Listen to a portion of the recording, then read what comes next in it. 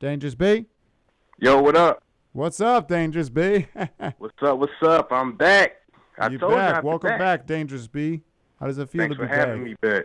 Oh man, it feels good to be back, man. It's a beautiful day outside too. Beautiful day. Finally, it's warm, you know. I mean, I guess it's a little humid, but no more cold weather.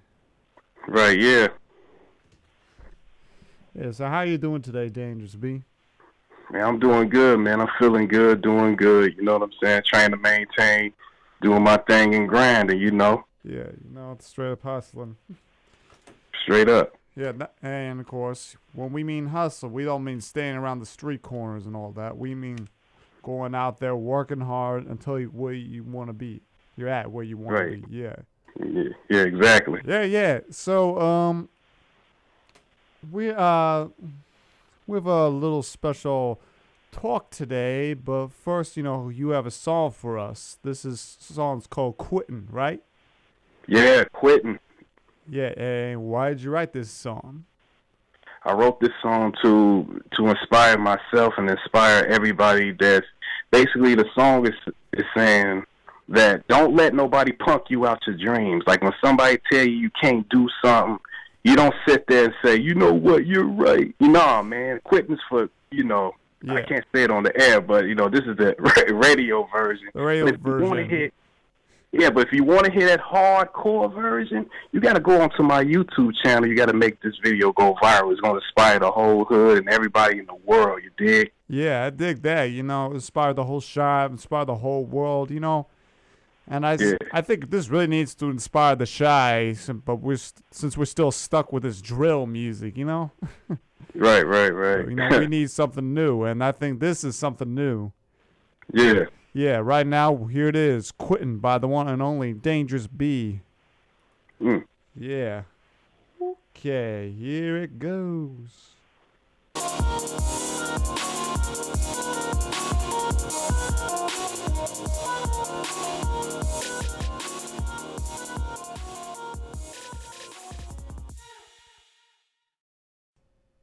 Woo! Man, that's that jam. That's a jam right there. Yeah. Yeah. So, this really does. I think this really does need to go viral. For real. Yeah. I mean, if these drill songs can go viral, then this song can go viral. For real. Yeah, exactly. So go check it out on YouTube. His YouTube channel, Dangerous BTV. Yep. Dangerous BTV. And go check out his Facebook page, Dangerous B. Yep. So, I'm just going to give you all the URL for his Facebook page. Facebook.com/DangerousBmusic. Yeah. Yeah, you'll find him right there. So, Dangerous B, we all know 20 years ago around this time, hip-hop was kind of in a dark age. Yes. Yes. Yes, it was. Yes, it was. Almost 20 years to be exact, but still. Anyone remember during that time period the East Coast West Coast rivalry? East Coast West Coast rivalry and 2pac and Biggie's death. Yes. Exactly. And, there's that new 2pac biopic, All Eyes on Me, which is coming out this fall. And, this September will mark the 20th anniversary of his death. And next March, it will mark the 20th anniversary of Biggie's death. Yeah. Yeah, and according to a lot of people, a lot of these murders seem to be unsolved. Yeah. Why do you think that is? Well, honestly, at the time, when these I really think they just didn't care. But at that time, they said cops was involved too in Biggie's murder, something like that. I don't know, but I think that's why it wasn't really solved. I think people really just didn't care about two rappers. They really didn't care. That's what I feel. I also heard it was because a lot of witnesses, some of them were killed. There was a witness in Tupac's murder. He was part of his Outlaws group. Gaddafi, I think that was his name. Yeah, Gaddafi. Yeah, and he got killed in New Jersey. Yeah. I heard about that. Yeah. Around the same time. Yeah. But also, what makes me want to talk about this is there's a new documentary out called Murder Rap and it's based on this book, Murder Rap, the same name, by a former LAPD detective named Greg Kading, who started investigating the Biggie Smalls murder, but then it later led to the investigation of Tupac's murder. And he has some interesting stuff to say. Yes, he did. Yeah, a lot of people kept saying Suge Knight was behind Tupac's murder, but if you really remember, Suge Knight was in the same car. And the bullet grazed him. Yeah, so, that debunks that theory. What a lot of people don't know is that Greg Kading points fingers to Puff Daddy, now known as P. Diddy. Right. And what's also interesting about it is, like, recently Diddy had a Bad Boy reunion show, I think it was in Brooklyn Nets basketball stadium. I can't remember what that stadium's called. But he brought out a lot of people there. Lil' Kim, The Lox, Mace, Jay-Z, Nas, Busta Rhymes, so many. Yeah. Yeah, and it gets me thinking, do you really think Diddy had something to do with Tupac's murder? To tell you the truth, I remember watching a documentary, right, and they said that Puff Daddy was mad at the time. Tupac did the Hit 'Em Up record, and he was mad, right? Mm-hmm. And out of anger, Diddy was like, "Yo, I got $1 million for anybody that get Tupac." I think Diddy just said it out of anger and being emotional. I don't think he was trying to orchestrate his murder like that. That's just what I feel. Well, according to the book, like Greg Kading, he interviewed a Southside Crip known as Keefe D, who is the uncle of Orlando Baby Lane Anderson, who got beat up at the MGM Grand after Tupac and Suge saw the Mike Tyson fight. And then hours later was the shooting. And according to this book, Keefe D knew Puff Daddy from through a mutual acquaintance, some drug dealer from New York, who I believe Diddy also knew as well, and he owned a club. Mm-hmm. And Diddy was also like, he met Keefe D through this guy, and even Keefe D lent him Diddy a car for one of Usher's music videos, because of course guys know Diddy kind of mentored Usher. Right. Yeah, and according to this book, also Diddy used Southside Crips as security, and we all know Death Row and Suge Knight were affiliated with the Blood Street Gang. Yeah. Even though Snoop Dogg was a Crip as well, but that's a different topic. Right. But yeah. Yeah, but I'm looking through this book, and according to Greg Kading, this is what he wrote. Sure enough, Keefe D began his story in 1991, quote unquote, back in the day when the Southside Crips would play weekend baseball with the Santana Block crew in a Compton Park. The winners taking home a case of Dom Perignon. It was at a time when the Crips were consolidating their national drug distribution networks, and at one of these games, Keefe D told us that he had been introduced to a New York-based dealer named Eric Zip Martin, also known as Equan Williams, and that's the guy who Keefe D knows Diddy through. And let's see.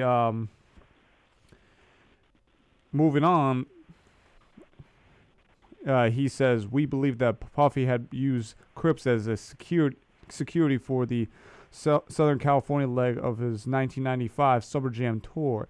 And if Keefe D was to be believed, it was a fistful of tickets that had paid for their services. Because, all know, like during the East Coast-West Coast rivalry, Suge Knight was out to get Diddy, especially there was that Atlanta nightclub shooting, which where one of Knight's bodyguards I can't remember his name, but he was killed, and Diddy and Yeah. Diddy and Suge happened to be at the same place, and Suge blamed Puffy for that. Right. Yeah, and then there was the incident later on the Death Row Christmas party with one of Diddy's friends, Mark Anthony Bell, who was tortured by Suge, allegedly tortured by Suge and Tupac, and Suge asked him for Diddy's address and his mom's address. Yeah, I remember something like that. And I think that was the point, according to this book, that was the turning point for like when Diddy decided like Tupac has to go, and especially after Tupac release Hit 'Em Up. Right. What do you think of all that? Man, I would say that it does all this stuff that's been brought up now. It does debunk all those Illuminati theories. Oh, definitely. I'm using finger quotes when I say that. It was basically on some straight up street stuff. You know what I'm saying? It didn't have nothing to do with raps or nothing. You know what I mean? It's deeper than, what we all thought. You know what I'm saying? And I don't understand why rappers use cats from the street as security. When they got real security you can hire that can legally, put in work legally, so you won't be tied up in some nonsense. I don't understand why rappers will go to the gangs and use security and stuff like that. You know what I'm saying? Well, even like a lot of rappers learn from that. I mean, you don't see Snoop Dogg using Crips as security, and you don't see Dr. Dre, who was also on death row, using gang members as security. And you don't see other big names like Jay-Z, Nas, or Eminem. They're not using like gang members as security. Not even 50 Cent. Right, yeah. Off top, 50 Cent didn't do that. Yeah. Oh, well, I have to say, Ja Rule and Irv Gotti kind of used one for security. Remember? Well, yeah, they did. Supreme, McGriff. Yeah, right. Yeah, they did. Yeah. I'm talking about when 50 Cent first came, when he blew up, he was, I think he was using cops and stuff right away. Wasn't he? There was some rumor about that. I mean, there was that scuffle in the Hit Factory studio. It was like 2 months before 50 Cent got shot 9 times, which I believe Mr. McGriff was responsible for because of that beef with Ja Rule. Right. Yeah. See, that's what it's all tied into some street stuff. It ain't got nothing to do with battle rap. Because people want to say, "Oh, it's because these rappers were battling. That's how people get shot." It's like, no, man. That's some underground street stuff that's going on. Not because two cats is battling. You know what I'm saying? And even when Jay-Z and Nas battled, they kept it at a certain level. They didn't go overboard. Exactly. They kept it on wax. They kept it on wax. And who else? Even Eminem and Ja Rule kept it on wax. They kept theirs on wax. Ice too. Cube and Cypress Hill, Common and Ice Cube, Drake and Meek Mill, they kept it on wax. The Game G-Unit beef, sort of. There was that little shooting near the Hot 97 studio. Right, yeah. But ever since then, they kept it on wax. Yeah. Yeah, but like... Yeah, that's the... Yeah. But like... go on, sorry. Me? All right. No, I was going to say... because certain people are confused or they don't know hip-hop's history, and they thinking that, that's because rappers battle, that's how violence happens. Like, no, actually the battles in hip-hop was an alternative for two dudes or two women not to fight. It's like, y'all got a problem? Y'all got to get on this mic or y'all get on this cardboard and dance it out or graffiti it out or whatever. The battles and the competition was an alternative to the violence, and people don't understand that. And even like, a lot of rappers did that. Like, KRS-One, MC Shan, even Dr. Dre and Eazy-E after NWA broke up. They kept it on wax, and then unfortunately... Well, I mean, the little golf course incident. Yeah, well, yeah, but not as bad as what happened with Tupac and Biggie, the Bad Boy Death Row rivalry. I mean, with that, it's also like, and there's more from this book. Like, according to Keefe D, Diddy was scared to death, and there was a show in Anaheim when, Diddy was in a hotel suite, and there was a room full of Crips, and he asked them, like, he would give money if they gave him Tupac and Suge Knight's heads. Yeah. Yeah, and who else backs up the claim that Diddy was had Crips near him? None other than one of Biggie's former junior mafia mate, Lil Cease. Right. He backs up this claim, and the fact that Diddy was scared to death. I mean, for some instances, I can't really blame him entirely. Right. I mean, really think about it. Suge was pretty scary back then. Oh yeah. I mean, he would do anything to get his own way. And, after the incident with Mark Anthony Bell, I think, Diddy just was really freaking out, Right. But still, I think, the death of Tupac still haunts him. Do you really think the death of Tupac still haunts him? Well, I'm pretty sure the death of Tupac still haunts him, and the death of Biggie, because he knew. He knew because them. he knew. Right, he knew them, and this is the bull crap they was into. Because the thing is, Tupac had no business beating up Orlando Anderson and jumping him. You're Tupac, you're a superstar. What are you doing? You know what I'm saying? Yeah, he just I think Suge Knight just kind of influenced him into the gang lifestyle a little bit. Right. Yeah. And he started attaching himself to the blood, mob, MOB, all that stuff. And, once again, even today, you got certain rappers and even R&B singers that attach themselves to gangs. They never gang banged in their life. All of a sudden, they get money and they start, their careers blow up. All of a sudden, I'm a blood. Come on, man. You know what I'm saying? I don't understand that. These cats, when you do that, it's like you kind of hustling backwards when you do that. You know what I mean? Yeah, and also another side note, back to the 50 Cent Ja Rule beef. When Ja Rule, before he blew up, he wasn't really a gang banger, according to a lot of people. But then all of a sudden, was he a hustler? Was he a drug dealer? No, he was a Jehovah's Witness. What? Yeah, I didn't know that. Yeah, it's true. I looked it up, and a lot of people in the neighborhood, according to they said, yeah, he never gang banged or anything like that. Then all of a sudden, when he's blowing up with Irv Gotti and them, they're signed with Supreme McGriff. They're yeah, we're thugs now, and all that.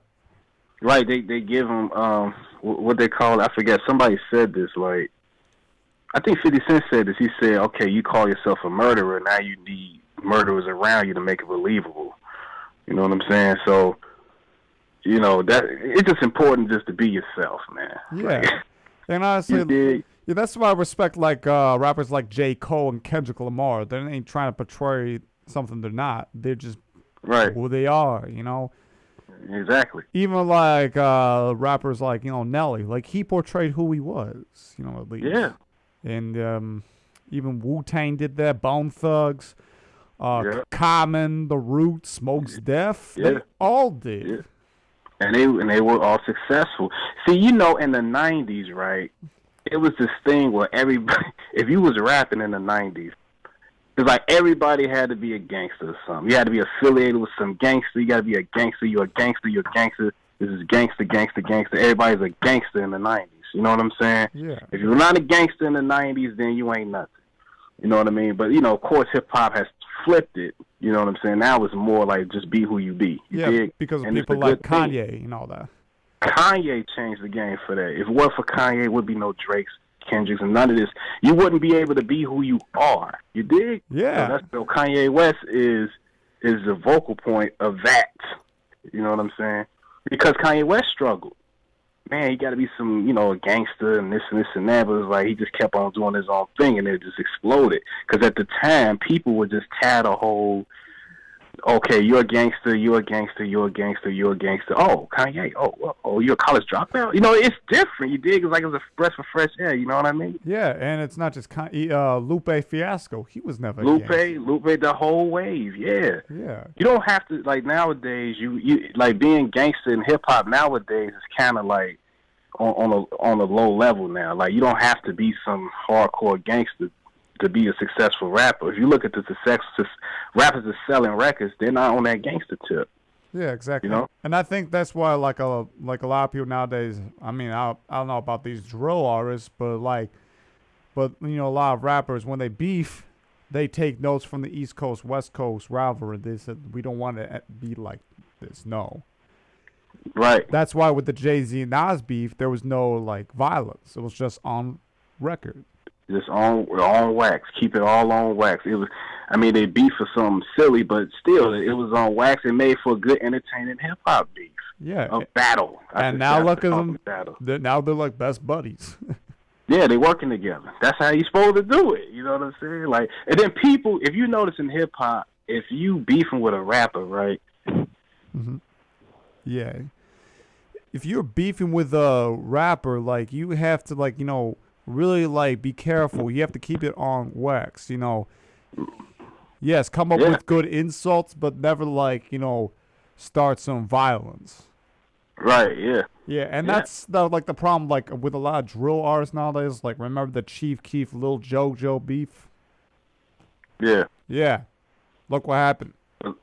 But once again, that's based on some street stuff, and it just they just happen to rap like that. You know what I mean? Like they gang banging in Chicago or whatever, and it goes. They just happen to rap, and they just put it on. Artists, we express ourselves. They just put that stuff on music, and then it's just trouble, man. You know what I'm saying? Trouble that we don't need, that anybody needs, really. Mm-hmm. Yeah. And well, now because we're talking about 2pac and Biggie, and we'll probably still talk about them for the rest of the show. I'm gonna play this song, and it was off the 2pac Resurrection soundtrack, "Running." Oh, okay, yeah. Remember that one? Yeah. That's my joint right there. Yep, here it is. This is this was produced by Eminem. Well, it was remixed by Eminem, if I remember. They recorded this '94 before 2pac got shot in Quad Studios, which kind of sparked that whole. Yeah. Yeah, we'll get into that after the joint. Yeah. So yeah, here it is: 2pac and Biggie, "Running, Dying to Live" here on WZRD Chicago. WZRD Chicago. That was "Running, Dying to Live" by 2pac and Biggie off the 2pac Resurrection soundtrack. Produced by Eminem, and we still got Dangerous B here. We still have Dangerous B on here. What's going on? Yeah. Yeah. So do you ever see the interview of Eminem? And he's talking about why he made this song, why he had the interviews on the track. No, I didn't. I never saw the interview, and if I did, I probably forgot. I know it's on YouTube somewhere, ain't it? Yeah, he wanted to basically to take us back to when that beef was really happening, and make it seem like kind of a documentary, on the song, and it does work. Right. Yeah. Yeah, and go ahead. Yeah, and it's just honestly, it's also kind of it kind of has a very mellow sound to it. It's also kind of I'd say kind of teary-eyed a little bit as well, knowing that both are gone. Yeah. Because of this beef. Yeah, and if you listen to it's another song on that soundtrack of Pac Resurrection soundtrack. It was called "One Day at a Time." If you listen to that, it talks about this stuff that we're talking about rap beef and this and that. You know what I mean? Mm-hmm. That's another song that's real strong when it comes to this rap beef stuff, and it ends up being in death. Yeah. So yeah, and what was I gonna say? Who do you think? Do you believe it was Orlando Anderson that killed 2pac? It makes sense because 2pac and them beat up Orlando Anderson, and they're Crip, and then Suge Knight and them is Bloods and stuff. They all affiliated, so it's not impossible to think that we finna get 2pac because in LA the gang banging is real out there. Yeah. You know what I'm saying? So it's not a far fetched at all. I mean, it actually makes a whole lot of sense to me. You know what I'm saying? Yeah. And versus the Suge Knight thing, Illuminati. Yeah. And also, like according to Burr Rap and according to a lot of people on the streets, especially like Diddy and Bad Boy, use Crips as security. Yeah, yeah, and that thickens it even more. Yeah, and obviously, like Diddy was afraid. According to the book, Diddy was afraid for his life. He told Keith D, "We need to put these guys away. They're coming after me. I don't want this. I don't want them to come after me. It's to kill or be killed. Right. And when Tupac, Suge, and the Death Row Entourage beat up Orlando Anderson, that was like, oh, perfect timing. Yeah. Yeah, and Yeah. and then of course, what does Suge Knight do after Tupac is killed? Well, he's put in prison for violating his parole or probation. No, Right. probation. I'm sorry. Yeah, probation. Yeah. And he's furious. And according to the book, he decides it's time for Biggie to die. Yeah. Yeah, and he, according to Murder Rap, he talks to one of his baby mamas, and he says like, I want Biggie killed. Call Poochie. That was one of his like closest friends. Right. In the Blood Street Gang, and have him killed. And of course, Biggie wanted to come to L.A. because he wanted to like put this whole beef aside. And there was that Right. party in L.A. the Peterson Automobile Museum where like it's an industry party and a lot of people are having a good time. A lot of celebrities are there. Missy was there. Aaliyah was there. Jenny Wine, Chris Tucker, Seal, Wesley Snipes. A lot of these people. Right. Yeah, and even some Crip members were there, and Bloods as well. Hmm. And according to the documentary in the book, Keefy D saw Puffy and Biggie, and he went up to them. And Lil Cease recognized him from Anaheim. Hmm. And Keefy D said, I have a feeling something bad's going to happen later on. He said to Puffy. And of course, we all know that bad did happen. And Greg Kading points to a guy named Poochie. Wardell Poochie. Let's see if the last name was... Wardell Poochie Faust, I think that was his name. Sorry if I'm not getting it right, but his nickname was Poochie. That's what I know. Oh, Wardell Poochie Faust. That's his name. Yes, Wardell Poochie Faust, who was a close friend of Suge Knight. Right. Yeah, and according to the book and the documentary, Suge asked his baby mama, which Greg Kading refers to as Teresa Swan, to contact him and plan out the hit. Biggie's in town. Poochie kills Biggie, and then Poochie says, all right, I need somebody to get out of town. Suge sets it up. Poochie goes out of town, and he's later killed in a drive-by in 2003. Yeah. Yeah, and also Orlando Anderson was killed a year after Biggie's death in 98. It was a shootout in some car wash in Compton. So both of the shooters, both of the killers in these cases are killed. They're killed. So we can't convict them. Right. But we do know Diddy is still very powerful. He's walking around. He's working with guys like Rick Ross. He's still good friends with Jay-Z and all them. He's good friends with Nas. I think he's even good friends with Dre. Right. And I think he even has some. He knows Barack Obama. It's possible. It's possible. He's pretty powerful, Yeah. What do you think of that? Well, my thing is, as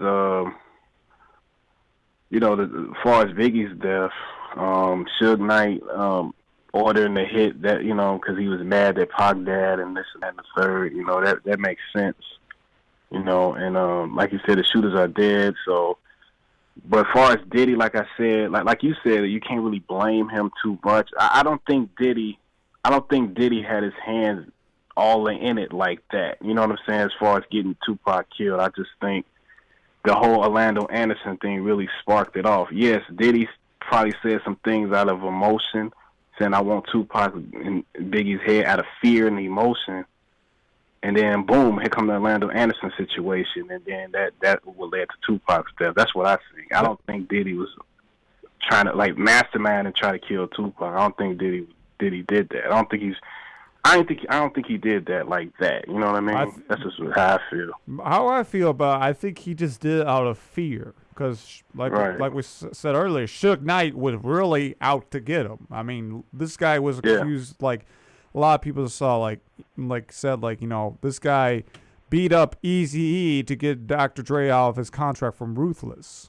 Well, you know, you saw an NWA movie, that was a vicious beat, but everybody else is saying that didn't happen like that. It's not, he didn't beat him up physically, or none of that.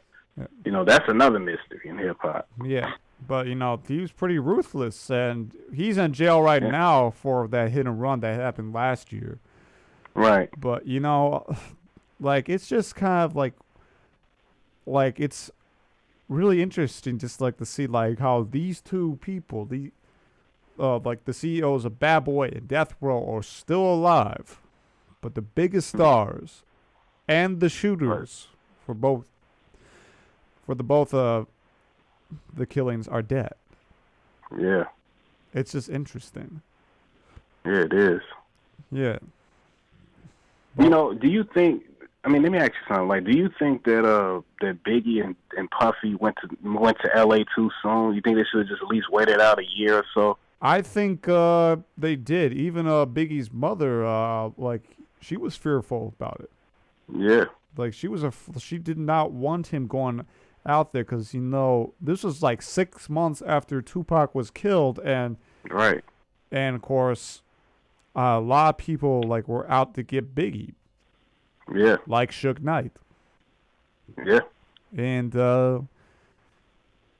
you know, I think she was right. Biggie shouldn't have gone out there, and you know, if he were still alive, I bet he'd be doing a collab album with Jay-Z, you know. I bet this would be the Watch the Throne album. Right, yeah, for real. Imagine Biggie Jay-Z collab album, oh man, that'd be monstrous. I think, in my opinion, it'd be better than the Jay-Z Kanye album we got. I mean, the album's still cool, but Biggie Jay-Z collab album would be really interesting. Of course, we all know Biggie went to the same high school as Jay-Z, Busta Rhymes, and DMX. Yeah. Mm-hmm. Yeah.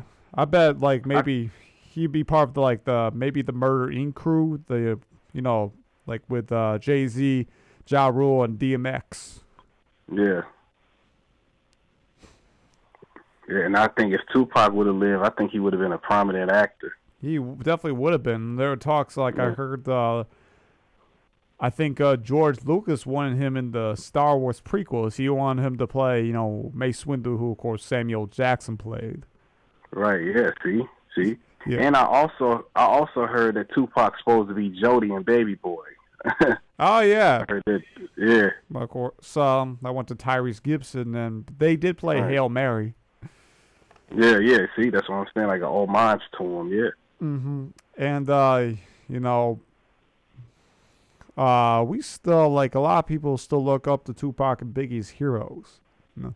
Yeah. And speaking of heroes, this is a song called Heroes by the one and only David Bowie. Rest in peace, David Bowie as well. I hope he's making music there with Tupac and Biggie. Yeah. Yeah. And Prince and Luther Vandross, since Luther was all the rest. Backup. All of them. Yeah. Marvin, ODB.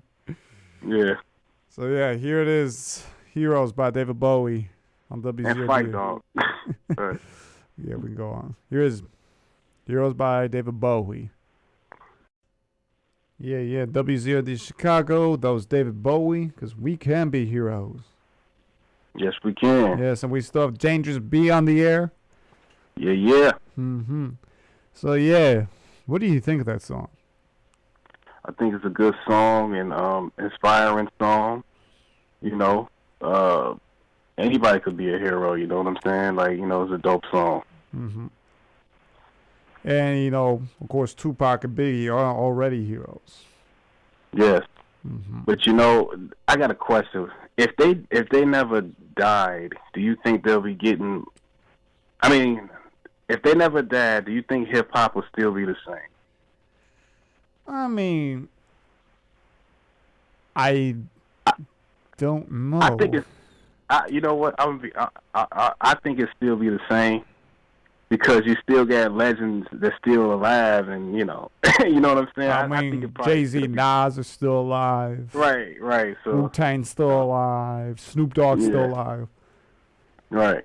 I mean, I bet I maybe think 2pac and Snoop do a collab album. yeah, that'll happen. They had. I remember they had a little friction a little bit. I think they had some problems. Well, I think it was It never because, was aired out. of course, Snoop Dogg was getting tired of like Death Row's violent lifestyle, and he was, of course, busy with that murder trial, which he was acquitted of. Right. And then that's where he's like, yo, I got a second chance. I can't be involved in all this rah-rah stuff. So, Yeah. you know. And here's an interesting thing. Guess who was supposed to do a collab album with 2pac, but of course he ended up doing a collab album with Jay-Z. Cool. R. Kelly. I did not know that. Because I remember Really? reading an interview of R. Kelly, and he said like he saw Pac one time, and of course they had love for each other, and 2pac was a fan of R. Kelly's music, and R. Kelly was a fan of 2pac's, and Right. they thought like it was a good idea to bring hip hop and R&B together, like bring, like, of course both cats were from the streets, and they thought like they had some similar things, and they thought let's make an album together. Yeah. That song R. Kelly did, "I Wish," was also supposed to be like song for 2pac as well. Oh, okay. Yeah.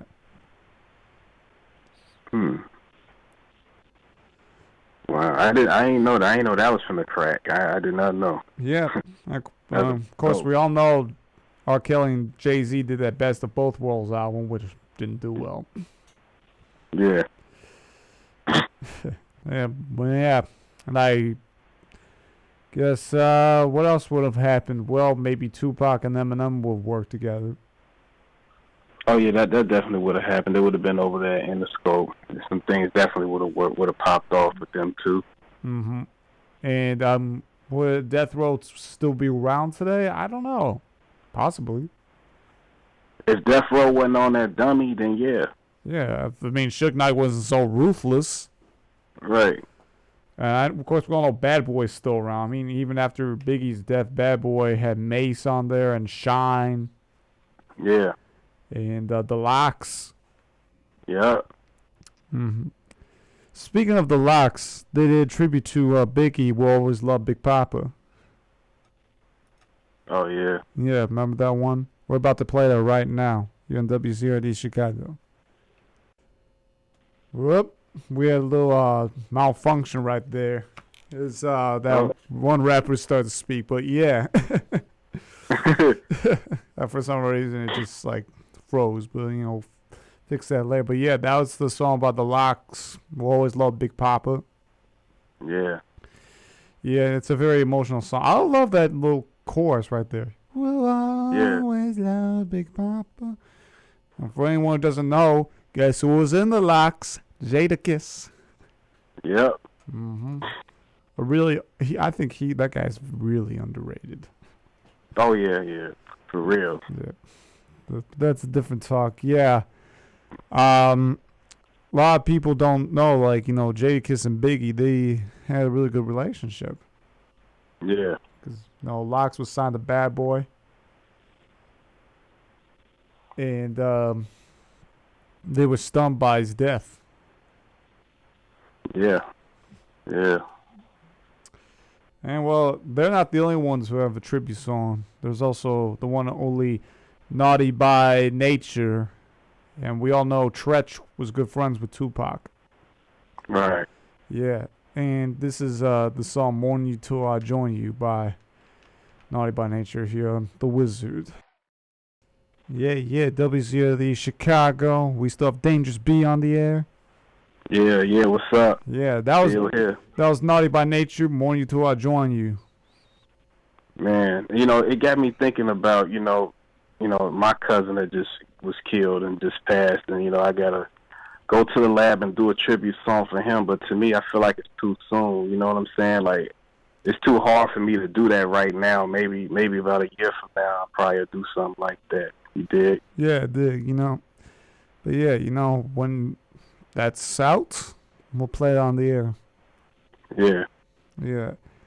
And of course, it's kind of funny about Tretch, he not only lost 2pac, he also lost Aaliyah, because they did a song together.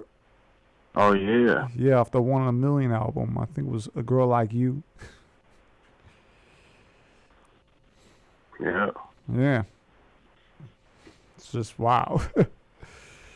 Although, since earlier we were talking about there was those stupid rumors that the Illuminati killed 2pac and Biggie. Right. You know, there was also a rumor saying that Illuminati killed Aaliyah as well. I'm just like, yeah, I know. Illuminati kills everybody, man. I'm like, oh my god! Now Aaliyah's death was just an accident. Right, a plane crash. Right. Yeah, unfortunate. Yeah, but it was an accident. And Left Eye from TLC, her death was an accident, car crash. Right. And ODB from Wu-Tang, drug overdose. Right. MCA from the Beastie Boys, cancer. Right. I just think the people are just making up these stupid rumors about Illuminati doing this to celebrities because, I don't know, they're celebrities, they're popular. So, of course, when they die, it's going to be on the news. Right. Yeah, and they, for some reason, they, connect that to, I don't know, some, events like 9/11 or something like that. I'm like, how? Right, exactly, man. This Illuminati stuff is crazy, man. Crazy. You know, go ahead. Yeah, it's just like they would say Tupac was killed. He was going to warn us about 9/11. I'm like, I don't think even Tupac knew about that. Right. Yeah, they try to decode. These people really got time on their hands, man. They got all the time in the world. And you ever ask, because, these Illuminati theories be all on YouTube. They make videos, long, lengthy videos about, see this song right here, and then this and this. And then you kind of wonder, what do you do for a living? You know what I'm saying? You got a lot of time on your hands, buddy. And you're making all these stupid videos on the Illuminati. Oh, my God, they're doing this. I'm like, wow, I guess you've been reading too much of the Da Vinci Code or whatever. Yeah. I actually read that book. Oh, you did? Yeah, it's an interesting book, and I do remember seeing the movie with Tom Hanks. Right. I ain't never seen the movie or read the book. It got something to do with the Illuminati or something? Well, the whole thing about secret societies and all that. If it's so secret, why we know about it? Yeah, exactly. That's how.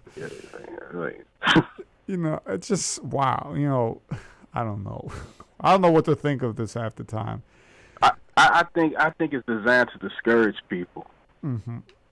Because it's I remember first finding out about all this. I'm not going to even lie to you. I was like, oh my God, I can't be a rapper now. I used to, because I found out about when I was young. I was like, oh, and then I got a little older. I'm like, man, this is crap. They use this to discourage people. They see Jay-Z, he's Illuminati. That's why he got all this money. It's how come a dude just can't work hard and just grind? And why got to be some devil worshiping Illuminati dude? And they also use they use that the little symbol he has, the little triangle. See that? Right, yeah, the rock. Yeah, see that, the rock symbol. I'm like, what? He's been doing it even before he made it big. Right, exactly. They should, what they say. That shows his allegiance. You see how he got his finger on his face? What? Or they talk about DMX ousting the Illuminati. That's why he's in jail a lot. I'm like, no, right, yeah. No, DMX is in jail a lot because he takes a lot of drugs. He screws himself up. Exactly, man. Exactly. Illuminati ain't got nothing to do with that there, man. Yeah, I even heard I think was it they there's another Illuminati theory I think they said like they killed the Illuminati killed Heath Ledger. Yeah, yeah. But you know what's the most craziest Illuminati theory that I ever came across? What? You know the Columbine shooting, right? Oh yes. And they said that the two creators of South Park, Matt Stone and Trey Parker, were responsible. And I'm like, South Park was already up and running in '99 because that's when it happened. Like they did that so they can have the South Park show. I'm like, that's why they did the Columbine. What? Like that's like, yo, they really got a lot of time on their hands. And you know they make stuff like the Illuminati with 9/11, saying 9/11 was an inside job, and like the phone calls from those planes were fake. I'm like, what? Yeah. I'm like, that's just insulting to those who died. Yeah, for real. Really. Like these people, like they said like I think it was like Flight 93, like. Of course, we all know that crashed in a field in Pennsylvania, but like they said, like, where's the plane? I'm like, well, it blew up. there were pieces of engine. There's pieces of the engine there, but like there was actual phone calls from the plane, and there was actual phone calls for the plane that hit the Twin Towers. Exactly. So if you're gonna say those phone calls were fake, then you're just insulting those who died and the families of those people who died. Yeah. You insult even the celebrities. You're insulting the family. You're insulting the people that died. It's ridiculous, man. Like I said, these people got a lot of time on their hands, and they use this to discourage people. I know people in my life that be like, well, hey, I don't know how you gonna be a rapper, Joe, because Illuminati gonna get you. You gonna get you. You know what I'm saying? And the whole thing about like, Illuminati killing Aaliyah. Like, I've talked to Aaliyah's brother, Rashad, on Twitter, and honestly, he's a really down-to-earth person, and he's a very sensitive guy, and, he and the mom, too, Right. Like, they are, like, they're really down-to-earth people, and, just them, like, probably them looking at these videos, it's just so insulting. Yeah. Yeah. I mean, wasn't the biopic on Lifetime insulting enough? For real, man. Yeah. Don't get that up there. Yeah. It's just like, wow. I know Tupac had that album, Don Illuminati, but you know why he created that album? He wanted to kill off those theories. Right, that's why he wanted to kill off but they'll say, nah, Tupac tried to go against them. No, even if it's an interview, right? The Tupac talk, I don't know where it says, somewhere on YouTube, where he talked about the Illuminati and this and that. He was saying that all that does is kill your confidence. I mean, it's an interview with him saying this. He killing all that, Illuminati, killing all that. Speaking of, oh my God. I found this YouTube video called Why the Illuminati Murdered Robin Williams for Satan and Money. I'm like, oh God. That don't make sense. That doesn't make any sense. We all know, like, he killed himself. He was depressed. Right. And, next thing I know, like, what else are they going to do? I don't know. Look at, let's say, I don't know, Stan Lee. He's in his 90s. He's pretty old. Right. So, like, when he dies, all of a sudden people say, oh, my God, Stan Lee was killed by the Illuminati. That's what he was trying to say in his Marvel comics right there. I'm like, no. He was old. He died of old age. I bet once Stan Lee dies, when he dies, people are just going to go on that. When R. Kelly dies, when, who else? Tony Bennett, when Babyface, Eric Clapton, Paul McCartney, Bruce Springsteen, all these legends. Yeah, Illuminati got him. Oh my God, it's stupid. It really is. Oh, even when somebody be successful, like, Illuminati. That's why he's successful, No, it's just because he worked hard. Yeah, haven't thought about that. And no, man, it's Illuminati. That's why I ain't gonna do nothing with my life. Like that's the angle people going on. Like, and you just go lie around your mom's basement be like Will Ferrell and John C. Reilly from Step Brothers, maybe, like at the beginning of the movie. Yeah, you gonna be like that. Be like, yeah, man. See, I'm doing the right thing, living in my mama house at 58 because Illuminati gonna get me. They ain't gonna get me. I beat the system. That's how they gonna be. I beat the system. See, you don't know what I know. You know. Yeah, you don't know what I know. They try to get at me. Hey, I'm telling you. You know how many people try to get at me because I'm an aspiring rap artist and this and that. They ask me stupid stuff like, "What if the people come to you with a dark hoodie on and say, oh, what you gonna do?" I'm like, dude, what are you talking about? All right, then. All right.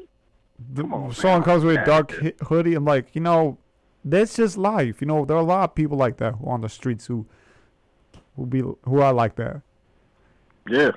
Yeah, or I don't know. Now they're probably like saying Chance the Rapper. Now he's successful. They'll probably say, "Oh, he sold his soul." Right, a blood sacrifice. It's like if they found out somebody his family dead, like, oh, that's a blood sacrifice. It's retarded.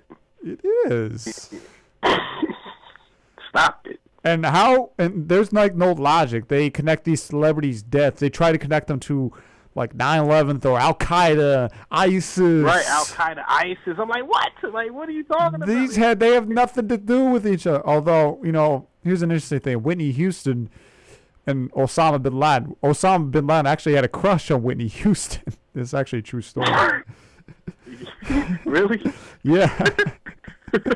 Look it up. It's actually really true. It's like, oh my god, but there's like no connection to like what he was doing and what she was doing. Like she was just a successful pop star. He was a terrorist. Right. Exactly. That's some funny stuff you just told me. I did not know that. Yeah, there was. Look it up. And I think there was an interview like with one of Osama's sex slaves, and he kept saying, "Whitney Houston's the most beautiful person in the world. I want to have a house for her in Afghanistan, and I want to put a bomb under Bobby Brown's car," or something like that. That's what he said. Because this one, they were married. Oh, come on, man. Like, okay. I mean, I don't know. Bobby was maybe not the greatest husband in the world, but, please. Osama, no. No. No. Just chill out, man. Find you some virgins or something, man. Yeah, meanwhile, we got some more music coming up. This right here is D'Angelo off his latest album, Black Messiah. And then we'll have some more music from Dangerous B. Straight up. Yes, here on WZRD Chicago. Yeah, WZRD Chicago. We still have Dangerous B here. Yes, we do. That was a little D'Angelo. Yeah, so what clean songs do you have for us? You can play that Money Mission. That's on your SoundCloud, right? Yeah, it's on my SoundCloud. Mm-hmm. And what other songs do you have? And you got Raw Stack and Flow. Yeah, that's also, I believe, that's also on your SoundCloud, right? Yep. Well, what message do you have to? What advice would you give to any aspiring rappers out there? My advice that I will give to aspiring rappers is to do not let nobody punk you out your dreams. I know that being an aspiring rapper is kind of looked down upon unless you got millions of fans. You know what I'm saying? I know it's going to be hard. It's going to be rough, but you got to fight through it. You got to play like you got to play through the injuries like athletes do. You know what I'm saying? You just got to keep on striving, keep on hustling, keep on grinding. Do not let nobody tell you can't do something. I don't care if you're a 45-year-old rapper and that's your real dream. Do not put the mic down. Yeah, if you want to do it, go after it. For real. Yes, and that's why we got to be on that money mission. Here it is by the one and only Dangerous B, Money Mission.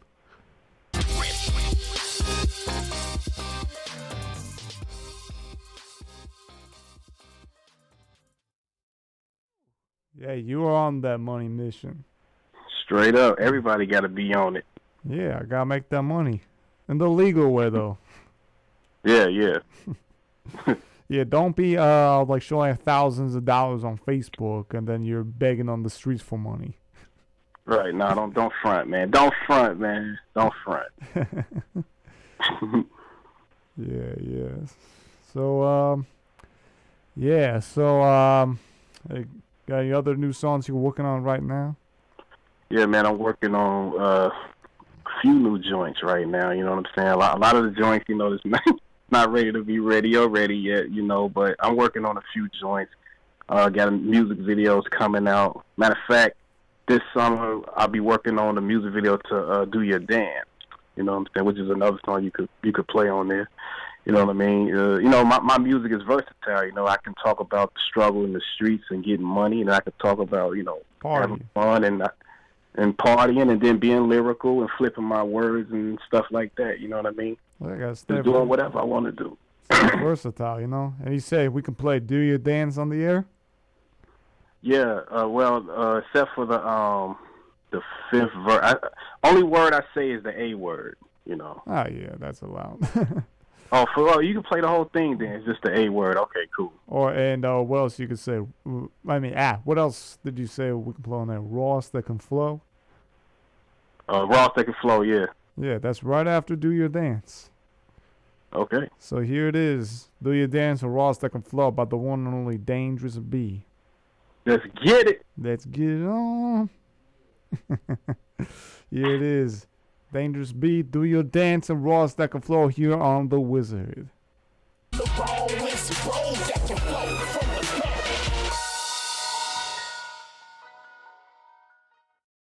Yeah, you certainly are the rawest.